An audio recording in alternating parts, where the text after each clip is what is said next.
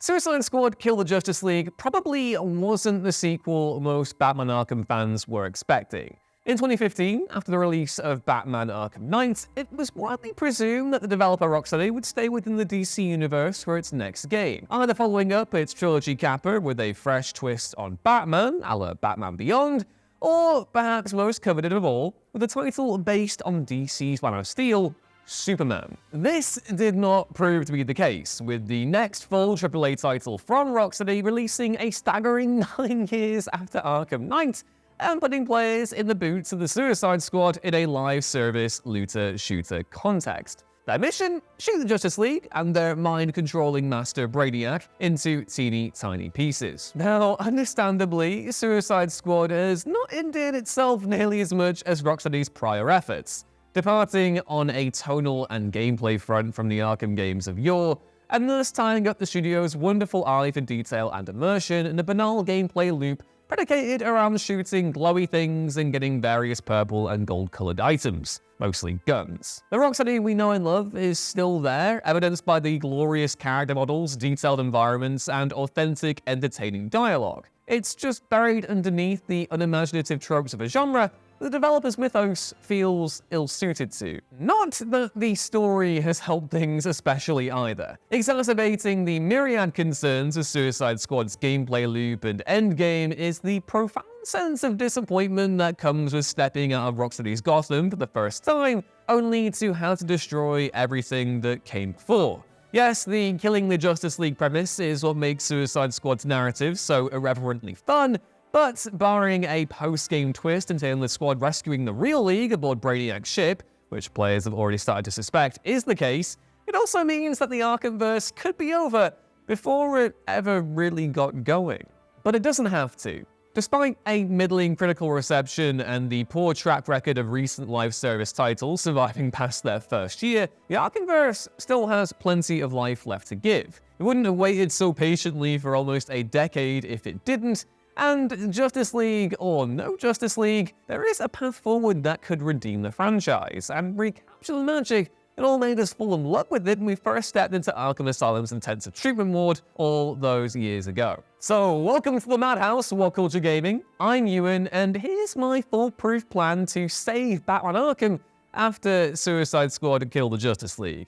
In the 9 years that have passed since the release of Batman Arkham Knight, several DC projects developed by Warner Bros. Games Montreal, the studio behind the criminally underrated Batman Arkham Origins, as well as several of Arkham Knight's DLC add-ons, were cancelled. One of these was a Suicide Squad title, hence the post-credit tease of Task Force X and Origins, but after that, the studio shifted development to a Batman game centered around Damian Wayne in a post-apocalyptic Gotham, as was first reported by Jason Schreier all the way back in December 2016. Taking inspiration from Grant Morrison's genius run on Batman, players would have assumed the role of an adult Damian as he took to the Bat-Cycle and fought a new rogues gallery, including an older Two-Face and Harley Quinn, a female Black Mask, and a personal highlight, Gorilla Grodd. The project was shelved sometime in 2017, with concept art leaking shortly afterwards, painting the picture of a unique title it would have challenged the notion of what Batman is to a new audience. Look, it's always easy to cover what we didn't end up getting, and you can see some of the mechanics from that Damian game carried over into Gotham Knights, but it's still a cancellation I've never really gotten over. Aside from it tapping into one of my favorite corners of the Batman mythos, a Damian game would have been the perfect way to follow up Arkham Knight, approaching the Caped Crusader's legacy from a fresh perspective, while also leading into the visuals of another beloved pillar of the character's recent history, Batman Beyond. Concept art for the Damian title showed a city that seamlessly blended the dystopian future setting of Morrison's Damian issues with the sleek neo-Gotham skyline seen in Beyond. Art also showed the son of Bruce Wayne in an armored batsuit adorned with a red symbol, in a seeming nod to the same one worn by Terry McGinnis. It wasn't Batman Beyond, but it also wasn't a one-to-one adaptation of Morrison's books either. This mix of formulas and inspirations had already served Rocksteady well when it crafted Batman Arkham Asylum, which drafted in Batman animated series scribe Paul Dini to write the story, but this would have been something altogether more unexpected and, dare I say it, exciting. The world of the Caped Crusader is so well trodden and familiar, but Montreal appeared to be breaking into new territory, enough that I still think it's an idea worth pursuing, even more so now in the wake of Suicide Squad and with the untimely passing of Kevin Conroy.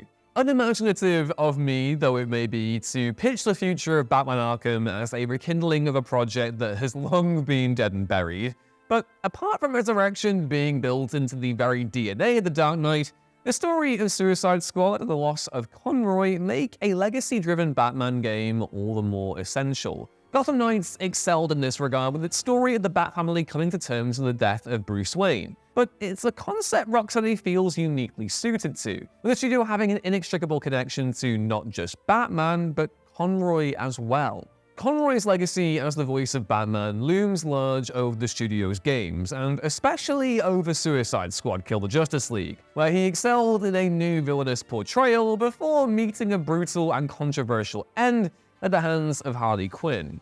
Evidence currently points towards Bruce returning at a later point in the game's post-launch content, but even with a potential return on the horizon, Conroy's Bats deserves a more fitting venue for a send-off. A title dedicated to celebrating the legacy of the Dark Knight in a world where he's needed more than ever. Of all the controversies that have emerged in the wake of Suicide Squad's release, the depiction and subsequent death of Batman has probably been the biggest. While the reaction to this moment in the game has been typical gamer rage ridiculousness, with a vocal contingent online posting themselves into a frothing Joker toxin-looking mess, I don't think anyone could call this a fitting send-off for the Arkham Batman. Even with a now inevitable seeming resurrection in mind, that doesn't change the fact the main story of Suicide Squad quite mercilessly killed the same Caped Crusader that endeared themselves to fans over the preceding Arkham games, an attachment heightened further still by Conroy's character-defining portrayal going all the way back to the early 1990s, with Batman the Animated Series. To be clear, this isn't an attempt to justify the level of backlash that has been directed Rocksteady's way, but rather to acknowledge that the character's ending is unfortunate. A resurrection postscript will merely serve as a reminder of Suicide Squad's genre foibles, with the true conclusion arriving months after the launch following multiple seasons of Elseworlds-themed content. It can't be helped that this may be the last time we hear Conroy's Batman in a video game, but equally, that should provide added motivation to venerate the late actor's impact on the character and his indelible contributions to Rocksteady's mythos. Contrary to what Suicide Squad's universe-destroying story may suggest, that very premise might provide a compelling path forward to do just that. Hear me out. Judging from in-game clues and leaked dialogue, the Mind Control members of the Justice League will at some point return to their old selves in Suicide Squad's post-launch slate. It's unclear how this will happen. The main theory currently is that the League as Task Force X killed were merely copies Brainiac made from the imprisoned members, but they will make a comeback and will also be forced to confront the actions their evil doppelgangers got up to while they were all locked up. For Batman, this could be especially important. As the late great Darwin Cook stated beautifully in the comic Batman Ego, the Caped Crusader is a symbol of hope more than he is just a symbol of fear. For however long Brainiac's invasion lasted, Bruce Wayne's life mission has been dragged through the dirt. He killed and tortured innocents, and potentially even Tim Drake's Robin. These are all devastating consequences that a Suicide Squad game feels ill-suited to actually tackle, but for a new Batman title set years in the future, it could be perfect. I've been using Batman Beyond here for the purposes of convenience in describing a defined aesthetic and tone, but what I'm really arguing for is an amalgamation of different concepts along the lines of what Warner Bros. Games Montreal was planning with its cancelled Damian Wayne title. Both concepts hinged on the idea of an older Bruce Wayne guiding a successor through an unfamiliar Gotham, but Conroy's passing should make this a non-starter in a true Arkham sequel. Instead, a future Batman game could impact the legacy of a now-deceased Bruce by having someone fight to reclaim the symbol of the Bat and remind Gotham citizens of what it was before Brainiac's atrocities. Working from that premise, this new Batman game could, like Gotham Knights before it, examine the mythology of the character through his allies. Perhaps Dick Grayson attempted to take on the mantle too soon after Suicide Squad and was rejected. Maybe Barbara Gordon joined the GCPD and is now commissioner in place of her father. Through these legacy figures, players could enter a Neo-Gotham that has either forgotten Batman or fears his memory, assuming the role of Damian Wayne or Terry McGinnis as they carve a new legend and restore what was once lost. This isn't to say that Damian and Terry are interchangeable figures, of course. Each character represents a different kind of Batman story in the way in which they are connected to Bruce Wayne. However, it's easy to see how both lend themselves well to the concept, with Damian's Batman stories taking on a darker, more apocalyptic bent in Morrison's run, and Terry's being firmly rooted in a dark but youthful tech noir space. Damian's presence would propose a compelling arc of a man trapped between two legacies as a Wayne and an Al Ghul, while Terry has long enshrined the concept that the Dark Knight was never about just one man. These are two diverging angles to take, but both ultimately lend themselves well to the idea of honoring and exploring Batman's legacy in a post-Suicide Squad world. If you have your own idea for a future Batman Arkham game as well, let me know down in the comments. Would you take it down the Batman Beyond route or try something completely different? Really curious to hear other people's thoughts on this, so if you do have an idea for your own dream DC title, let us know down in the comments below. Now, obviously, the biggest barrier in front of this concept, apart from the fact it was already cancelled once, let's just ignore that for now, is Warner Bros. Push towards live service games. Now, live service isn't inherently bad.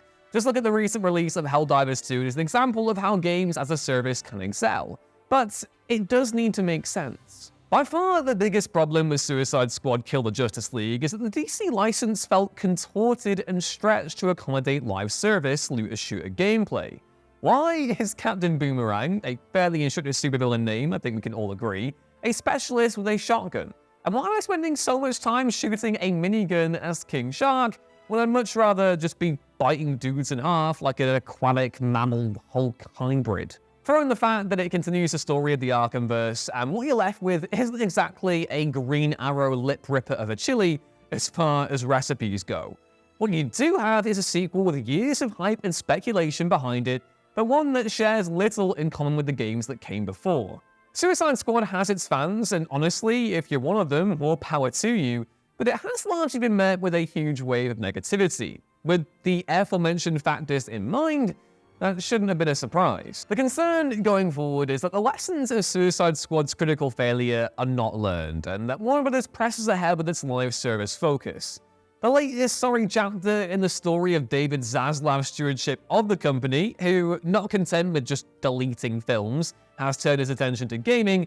A February report from Variety claimed that WB is making a concerted push towards live service titles, and that DC, understandably, is a key focus. With that in mind, one would expect other studios under the Warner umbrella to be moved in that direction as well. Developers who once excelled in the single-player AAA space, like Rocksteady, having to shift priorities to accommodate a genre in which they have precious little experience. This is all still speculative, of course. Middle-earth Shadow of Mordor developer Monolith is currently working on a single-player Wonder Woman game, while Warner Bros. Games Montreal also has an untitled DC game in development as well. What shapes these titles take is still up in the air, but the hope is that, unlike Suicide Squad, whichever characters are spotlighted lend themselves well to the genre of game they're situated within. The biggest problem with Suicide Squad and even Gotham Knights is that they feel like games caught between oscillating pressures. Gotham Knights couldn't just be a 1 to 2 player story-driven Batman game. It had to also have a loot system and a post-launch raid-style update. Rocksteady couldn't just make a follow-up to Arkham Knight. It had to be a 4-player looter-shooter with a roadmap of seasonal content.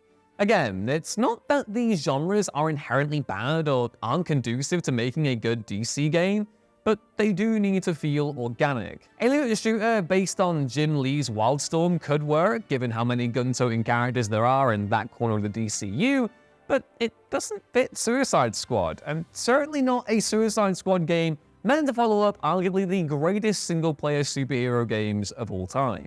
Ultimately, the difference between a good and bad future for Batman Arkham and DC games as a whole lives and dies with that creative direction. If live service has to be the future, then it needs to be done in a way that feels organic. Part of that means not imposing those genre features on a historically single-player focused series like Batman Arkham, which can and should be concluded on a more fitting note than Suicide Squad was able to provide.